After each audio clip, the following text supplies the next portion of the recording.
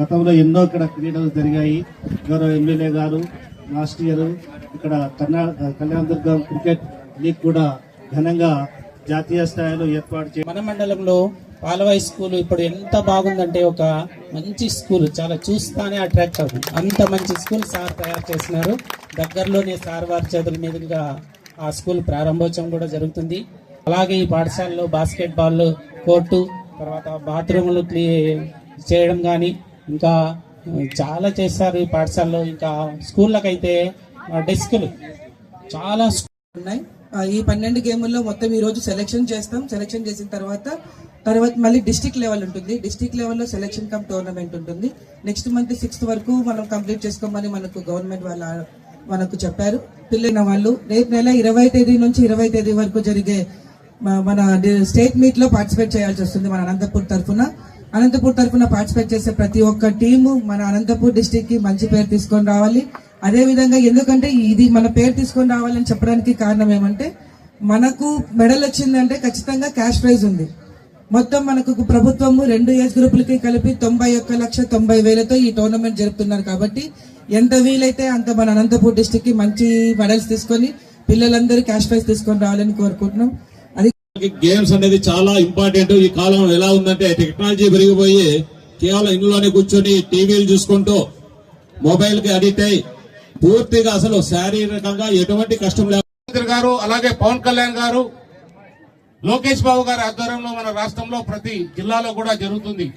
అందులో భాగంగా మన కళ్యాణదుర్గ ప్రాంతంలో కూడా ఈ స్పోర్ట్స్ కార్యక్రమం నిర్వహించడానికి మన కలెక్టర్ గారు డిసిటిఓ గారిని అప్పచెప్తూ ఇక్కడ 12 గేమ్లు ఆడడానికి వాళ్ళు ఇక్కడ సంకల్పించారు. ఎందుకంటే మన కళ్యాణదుర్గ ప్రాంతంలో చాలా మంది విద్యార్థులకు నిజంగా రాష్ట్రంలో అలాగే నేషనల్ లో కానీ లేదా వరల్డ్ లో కానీ ఎక్కడైనా కానీ ఆడే కెపాసిటీ ఉన్న విద్యార్థులు మన కళ్యాణదుర్గ ప్రాంతం నుంచి ఉన్నారనేది ప్రతి ఒక్కరికి తెలిసిన సత్యమే.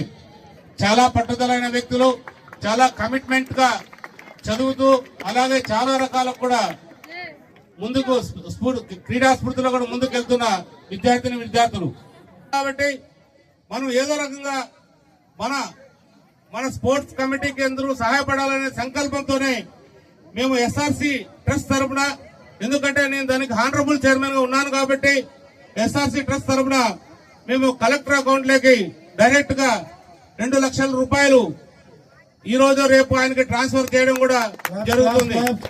ఇదంతా ఎందుకంటే క్రీడల్ని ప్రోత్సహించాలనే ఉద్దేశంతోనే ఇవన్నీ కూడా చేస్తున్నాం. ఇంకా చాలా కార్యక్రమాలు కూడా స్కూల్ పిల్లలకు అన్ని కూడా చేసుకుంటూ పోతున్నాం.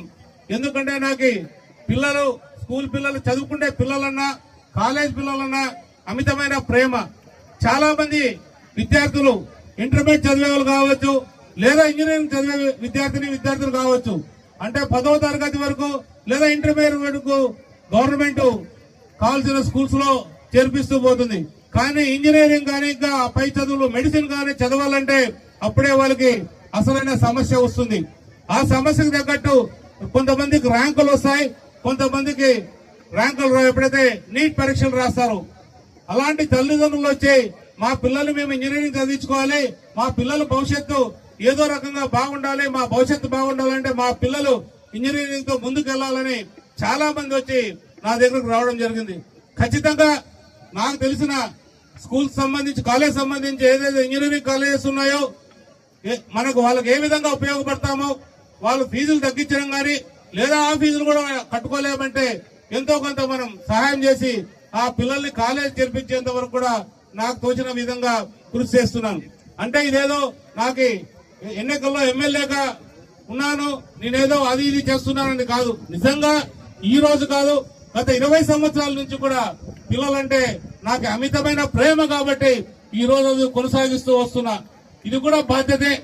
ఎమ్మెల్యేగా మీరు గెలిపించారు, నా బాధ్యత నేను తీసుకోవాల్సిన అవసరం ఎంతైనా ఉంది. కాబట్టి ఈ రోజు ఎన్ని కష్టాలైనా ఏ రకంగా నా పైన రకరకాలుగా ఉన్నా కూడా నేను భవిష్యత్తు చూడాల్సిన బాధ్యత నా పైన ఉంది. కాబట్టి ఖచ్చితంగా మీకు జీవితాంతం మీ భవిష్యత్తు, మీ తల్లిదండ్రుల భవిష్యత్తు బాగుండేంత వరకు, నాకు ఓపుకున్నంత వరకు కూడా నేను అన్ని రకాలుగా సహాయ సహకారాలు అందిస్తానని ఖచ్చితంగా తెలియజేస్తున్నా.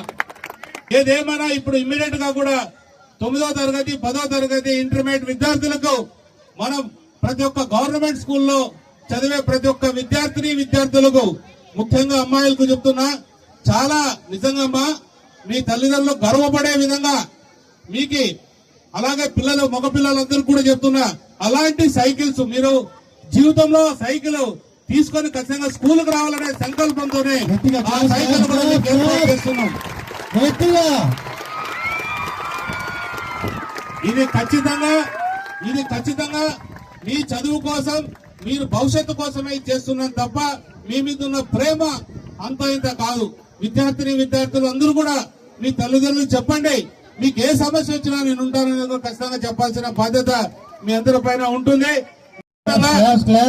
బ్యాట్ బాల్ వికెట్స్ కూడా మన కాన్స్టిట్యున్సీ విధంగా కూడా అందరు క్రికెట్ కోర్టులు కూడా ఇచ్చాం. ఇంకా కూడా వచ్చే సంవత్సరం ఏదైతే మీ అందరితో కూడా ఇంకొకసారి చర్చించి, మీ టీచర్లందరితో చర్చించి ఇంకా ఏ రకంగా చేయొచ్చు అనేది కూడా చేసుకుంటూ ముందుకు వెళ్దాం.